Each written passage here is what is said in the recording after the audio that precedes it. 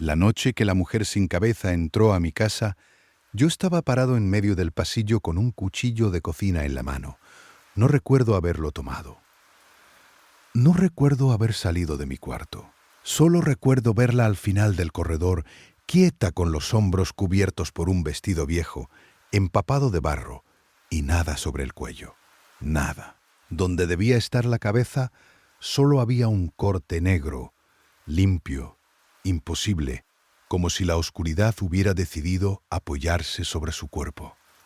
Y lo peor no fue verla. Lo peor fue escuchar mi nombre saliendo de donde ella ya no tenía boca. Me llamo Damián Figueroa. Tengo 42 años. Soy reparador de radios viejas, de esas que todavía usan algunos ancianos en los pueblos chicos, donde la gente no tira nada porque todo puede servir otra vez. Vivo, o vivía, en una casa baja al borde de San José de Mayo, en Uruguay, donde el campo empieza a tragarse las últimas calles del barrio. Pero déjame contarte cómo llegué hasta ahí. La casa era de mi tío Anselmo. Él murió en agosto, solo sentado en una silla de mimbre frente a la ventana del comedor. Lo encontraron 3 días después, porque los vecinos empezaron a notar que las gallinas no habían salido del gallinero. Yo no era cercano a él, pero tampoco éramos enemigos. Simplemente éramos familia de esa clase que se saluda en velorios y después vuelve a desaparecer. Cuando el abogado me dijo que mi tío me había dejado la casa, pensé que era una solución. Yo acababa de separarme de Mariana, mi exmujer, y el alquiler en Montevideo se me estaba comiendo vivo. Así que empaqué mis herramientas, mis radios, 2 valijas, con ropa y me fui. Llegué una tarde gris, con el cielo bajo y un viento frío que venía desde los campos. La casa parecía más chica de lo que recordaba. Paredes blancas descascaradas, techo de chapa, una galería angosta al frente y un patio de tierra que rodeaba todo como una herida seca. Lo primero raro fue el silencio. No el silencio normal de una casa vacía. Era otra cosa. Como si la casa estuviera conteniendo la respiración para no hacerme ruido. Yo me dije que era cansancio, que eran nervios, que uno escucha cualquier cosa cuando entra a vivir en una casa donde alguien murió sentado mirando por la ventana. Esa primera noche acomodé un colchón en el dormitorio principal y dejé varias cajas sin abrir. No tenía ganas de hacer nada. Comí pan con queso parado en la cocina, tomé agua directo de la canilla y me acosté vestido porque hacía frío. A las 3:17 de la madrugada, escuché pasos afuera. No dentro, afuera, rodeando la casa. Eran pasos lentos, arrastrados sobre la tierra húmeda del patio. Primero pasaron por debajo de la ventana del dormitorio. Después, siguieron hacia la cocina. Después, hacia el comedor. Una vuelta completa. Yo me quedé quieto, con los ojos abiertos, mirando el techo. Pensé en un perro. Después pensé en una persona borracha. Después pensé en ladrones. Pero ningún ladrón camina así alrededor de una casa. Con paciencia, como si estuviera midiendo las paredes. Me levanté sin prender la luz. Fui hasta la ventana del dormitorio y separé apenas la cortina con 2 dedos. No vi nada. El patio estaba vacío. La tierra brillaba por la humedad y el alambrado del fondo se movía un poco con el viento. Nada más, pero los pasos seguían. Eso fue lo primero que me hizo sentir frío de verdad. Yo no veía a nadie, pero algo seguía caminando. Pasó por la ventana de la cocina, luego por la puerta trasera, luego por el costado del baño. Una vuelta, otra, no salí. No soy valiente. Nunca lo fui. Esperé hasta que amaneció sentado en la cama, con los zapatos puestos, sosteniendo una linterna apagada, como si eso pudiera protegerme de algo. A la mañana siguiente revisé el patio. Había huellas en la tierra, no muchas, solo algunas marcadas cerca de las ventanas. Parecían pies descalzos, pies pequeños, de mujer. Pero había algo mal. Todas las huellas miraban hacia la casa, como si quien caminaba alrededor nunca hubiera dado la espalda. Llamé a mi vecino más cercano, un hombre llamado Celestino, que vivía a unos 500 metros por el camino de grava. Tenía más de 70 años y hablaba poco, como casi todos los hombres de campo que creen que las palabras se gastan. Le pregunté si había perros sueltos o gente rondando de noche. Celestino me miró sin pestañear. Me preguntó si los pasos habían dado la vuelta completa. Yo no le había dicho eso. Le pregunté qué quería decir. Él se limpió las manos en el pantalón, miró hacia mi casa y dijo que mi tío también los escuchaba, que por eso dormía sentado frente a la ventana, que esperaba verla antes de que ella encontrara por dónde entrar. Me reí no porque me hiciera gracia, sino porque mi cuerpo necesitó hacer algo. Celestino no se rió conmigo, solo dijo que, si la veía, no debía abrirle, ni aunque tocara la puerta, ni aunque llorara, ni aunque hablara con una voz conocida. Yo le dije que no creía en esas cosas. Él respondió que daba igual. Algunas cosas tampoco creen en nosotros y aún así nos encuentran. La segunda noche puse sillas contra las puertas. Cerré todas las ventanas, revisé los pestillos 2 veces y dejé la radio prendida en una estación de música vieja para no escuchar el silencio. Me dije que cualquier sonido del patio se iba a perder entre tangos y estática. A las 3:17, la radio se apagó. No bajó el volumen. No hizo interferencia. Se apagó. Después vinieron los pasos. Esta vez no empezaron debajo de mi ventana. Empezaron en la puerta del frente. Un golpe.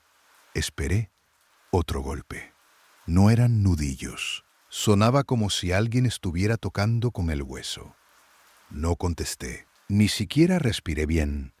Los golpes se detuvieron y los pasos siguieron hacia la izquierda, rodeando la casa.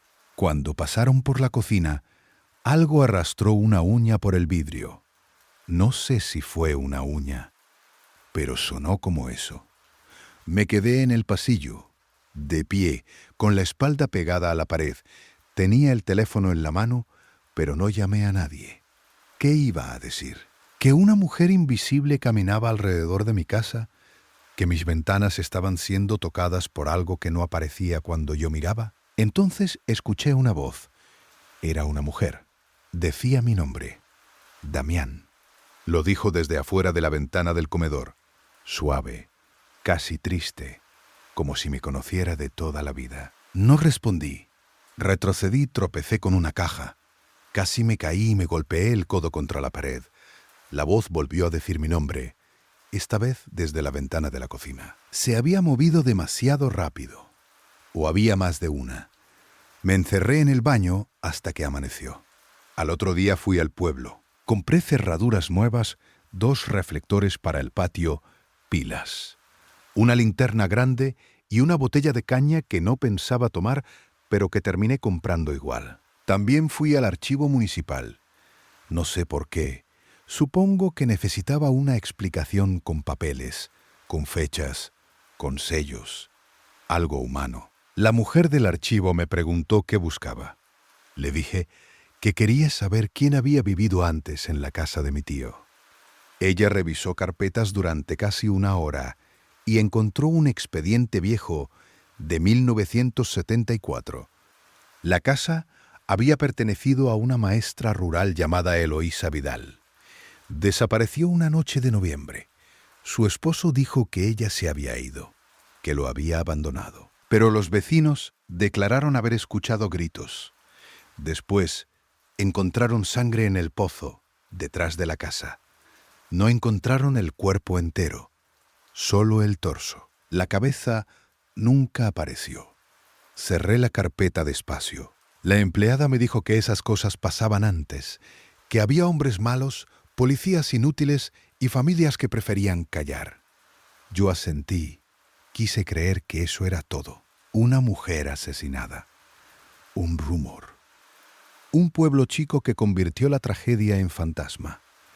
Pero entonces la empleada dijo algo más. Dijo que Eloísa tenía la costumbre de caminar alrededor de su casa cuando no podía dormir. Caminaba descalza en el patio, dando vueltas hasta que el miedo o la tristeza se le cansaban. Igual que la cosa que yo escuchaba cada noche, esa tarde volví decidido a irme. No tenía orgullo suficiente para quedarme. Dejé las cerraduras y los reflectores en el asiento del auto. Entré a buscar mis documentos y algunas herramientas, y entonces vi algo en el pasillo. Barro. 3 marcas de pies descalzos sobre el piso de madera. Estaban dentro de la casa, y todas apuntaban hacia mi dormitorio. Agarré los documentos, metí ropa en una bolsa sin mirar qué era. Saqué la caja de herramientas y corrí hacia la puerta. Pero la llave no giró. La puerta estaba cerrada desde adentro con la cerradura nueva que todavía seguía en el auto. No tenía sentido. Revisé las ventanas, todas trabadas. Fui a la cocina. Tomé un martillo, volví al comedor y golpeé el vidrio de la ventana más grande. El martillo rebotó. Rebotó como si el vidrio fuera piedra. Entonces la radio, una de mis radios viejas, la que yo no había conectado todavía, empezó a sonar desde una caja cerrada. Primero fue estática, después una respiración, después mi nombre, Damián. Me quedé mirando la caja. Sabía que no debía abrirla. Sabía que abrir cosas en una casa así era la clase de estupidez que uno grita viendo películas. Pero la voz no venía de afuera esta vez, venía de adentro. Abrí la caja, la radio estaba apagada, aún así habló. No me dejes afuera. Tiré la radio contra la pared.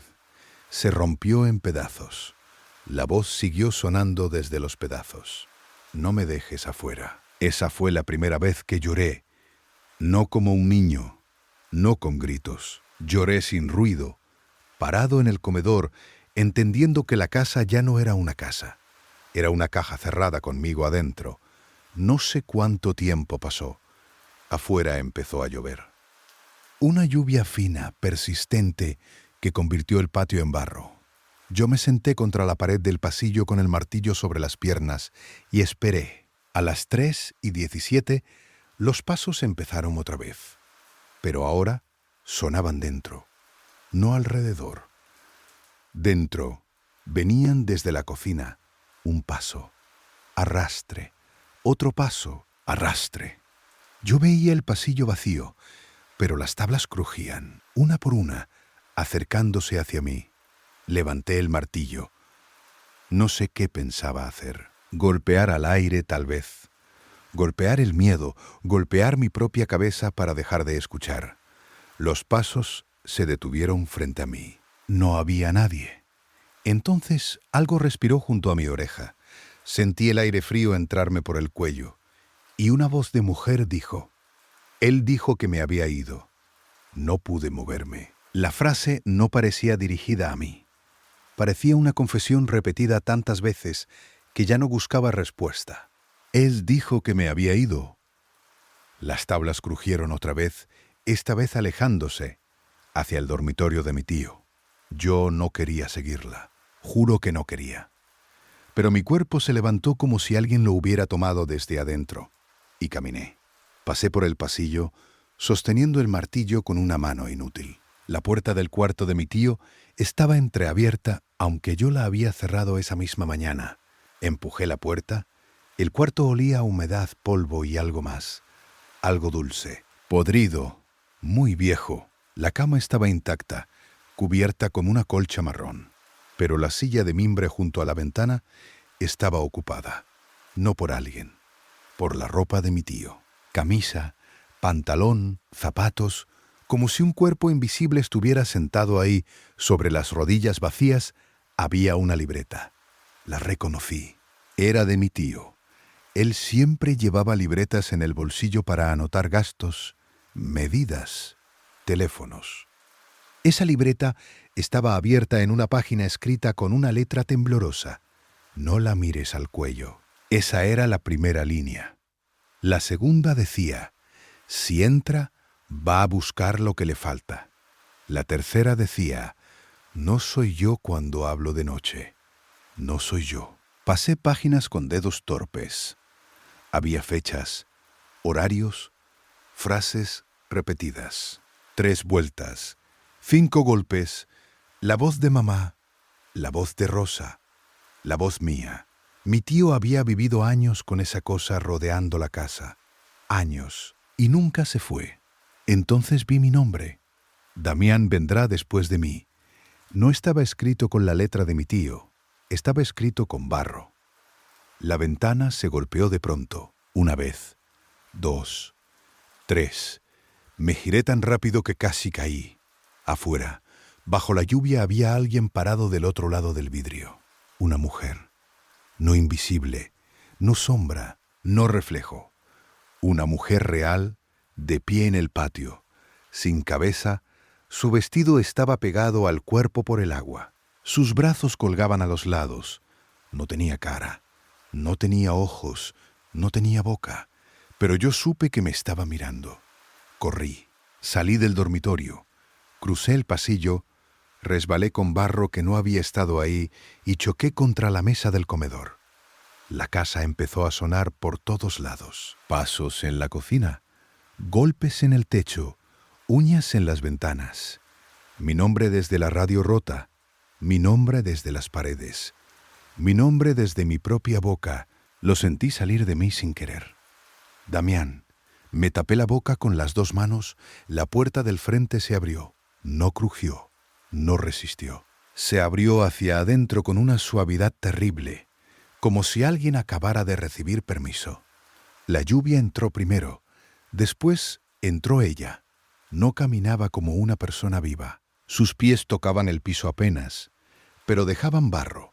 Sus hombros se movían con una respiración que no podía tener. El borde negro de su cuello giró hacia mí. Retrocedí hasta la cocina, agarré un cuchillo porque estaba ahí, porque mi mano lo encontró, porque mi cerebro ya no servía para otra cosa. Ella avanzó por el pasillo, lenta, como si todavía estuviera dando vueltas alrededor de la casa.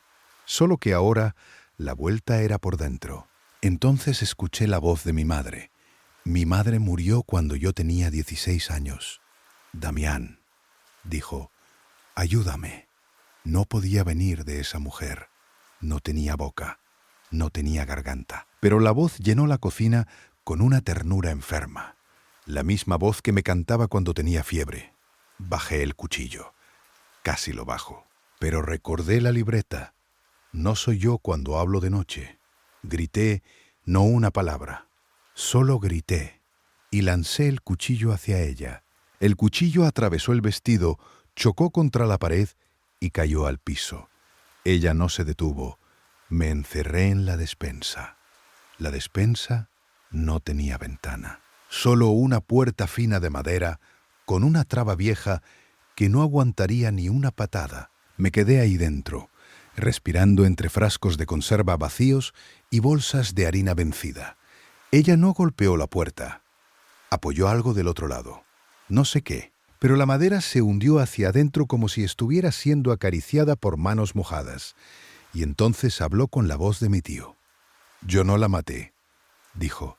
Me quedé helado, no porque creyera en mi tío, sino porque la voz sonaba asustada, sonaba igual que yo.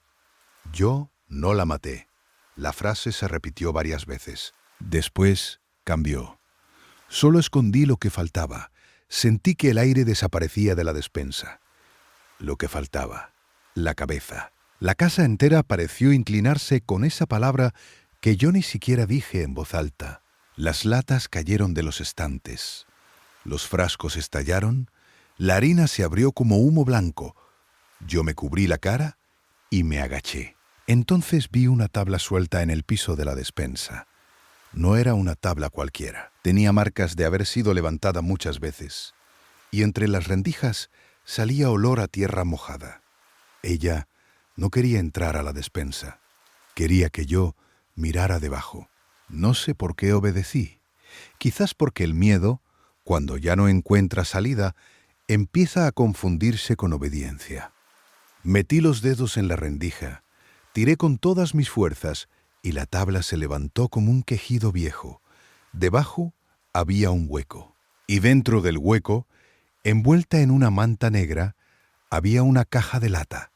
la misma clase de caja donde mi tío guardaba tornillos. No quise abrirla, pero la puerta de la despensa comenzó a doblarse. Desde afuera, mi madre, mi tío, Mariana, Celestino y mi propia voz empezaron a decir lo mismo al mismo tiempo.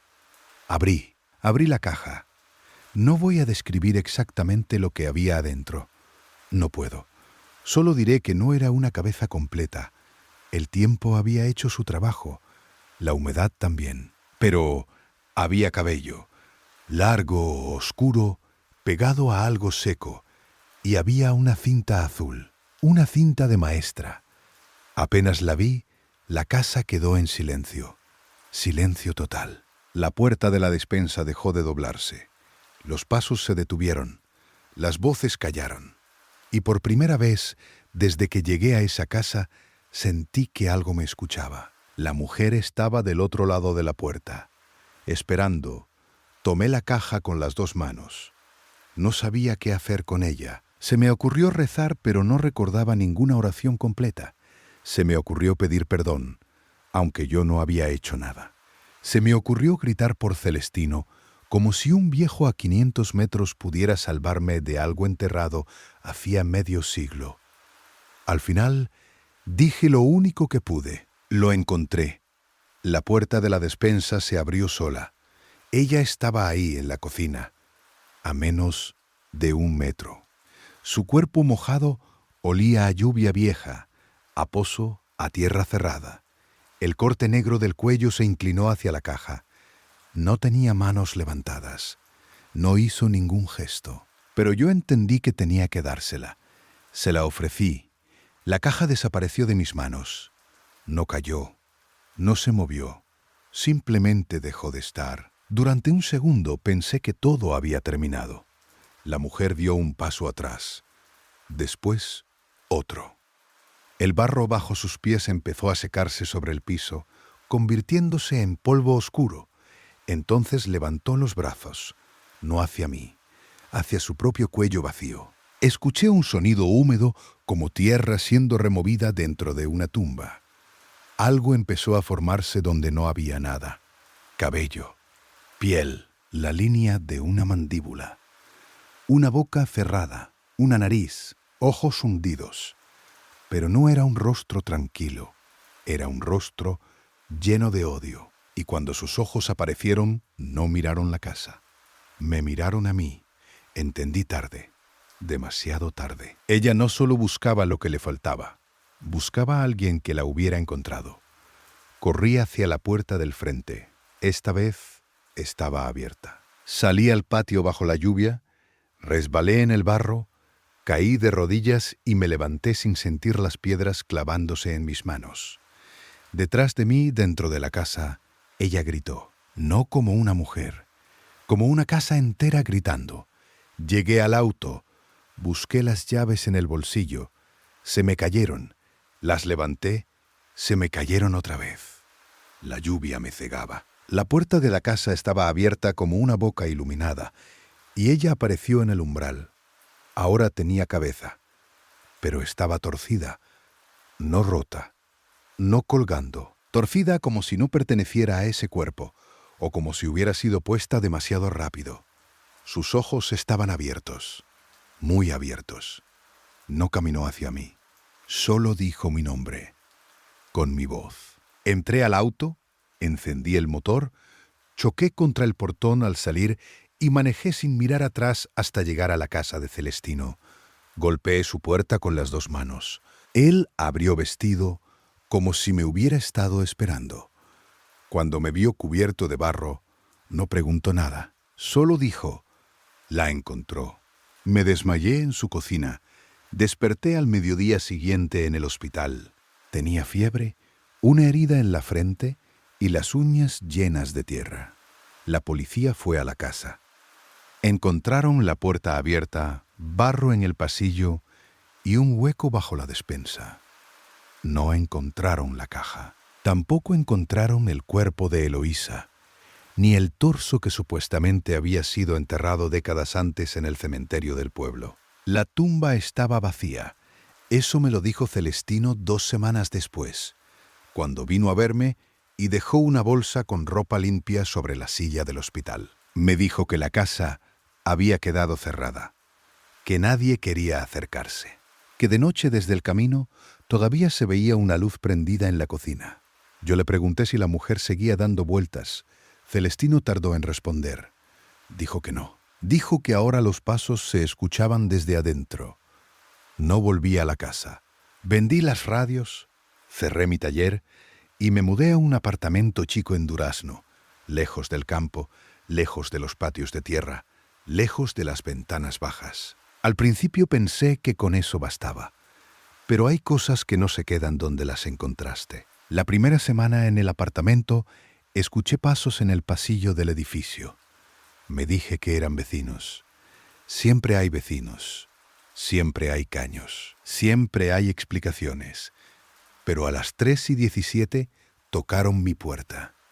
Una vez, 2 veces, no abrí, nunca abro. Desde entonces, duermo con las luces prendidas. No tengo espejos frente a la cama. No dejo radios enchufadas. No guardo cajas debajo del piso, ni debajo de la cama, ni arriba de los armarios. Y aún así, algunas noches, cuando el edificio se queda en silencio, escucho a alguien caminar despacio dentro de mi apartamento. No afuera, dentro. A veces pasa frente a mi cuarto, a veces se detiene en la cocina, a veces siento olor a lluvia vieja y a tierra cerrada. Nunca la veo completa. Solo veo el borde de un vestido mojado doblando una esquina, o una sombra de hombros estrechos en el vidrio apagado de la televisión. O barro seco debajo de la puerta del baño, pero anoche fue diferente. Anoche desperté porque alguien estaba parado junto a mi cama. No abrí los ojos enseguida. Uno aprende a quedarse quieto, a respirar bajo, a no darle permiso a la oscuridad. Entonces escuché mi propia voz muy cerca de mi oído. Él dijo que me había ido, y sentí que algo frío me tocaba la garganta. No sé cuánto tiempo más voy a poder contar esto. Si llegaste hasta aquí, no pienses que esto terminó, porque mi voz sigue sonando tranquila. La tranquilidad también puede ser una forma de esconderse. Suscríbete si quieres escuchar la próxima historia. Pero esta noche, antes de dormir, mira el piso alrededor de tu cama. Si ves barro seco, no preguntes quién entró. Pregunta qué parte de ti vino a buscar.